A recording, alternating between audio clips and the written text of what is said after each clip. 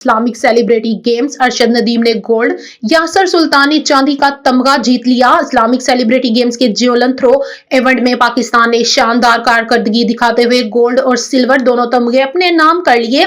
Saudi अरब के दारुल हुकूमत रियाज में होने वाले मुकाबले में अरशद नदीम और यासर सुल्तान ने वतन की नुमाइंदगी की।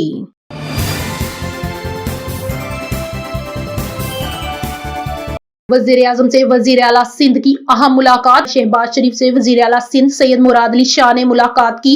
शहबाज शरीफ और मुराद अली शाह की मुलाकात में मुल्क की मजमूई सियासी सूरत हाल और सूबा सिंध के अमूर पर गुफ्तगू हुई। वफाकी वज़ीर साइंस और टेक्नोलॉजी खालिद मस्की ने भी वज़ीर-ए-आज़म शहबाज शरीफ से मुलाकात की। इस मौके पर साबिक चेयरमैन सेनेटर सादिक सरजानी भी मौजूद थे।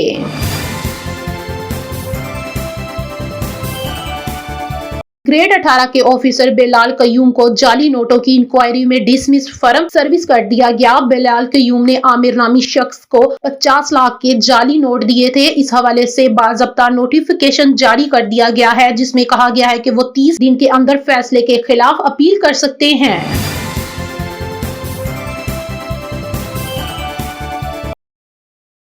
LGBTQ पर आवाज उठाने वाले बच्चेबाजी पर खामोश क्यों? सीनियर अदाकार नादिया जमील ने कहा है कि पाकिस्तान में बहुत सारे अफराद lesbian, gay, bisexual, transgenders, LGBTQ के खिलाफ बातें करते हैं, लेकिन कोई भी मुल्क में जारी बच्चाबाजी पर बात नहीं करता।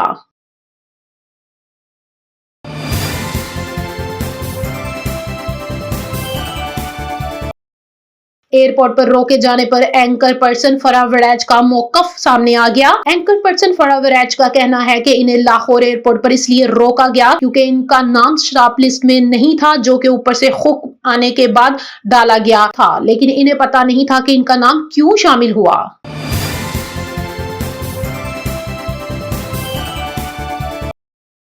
PTI एबटाबाद के मुकामी रहनुमा मोटरसाइकिल सवारों की फायरिंग से जख्मी।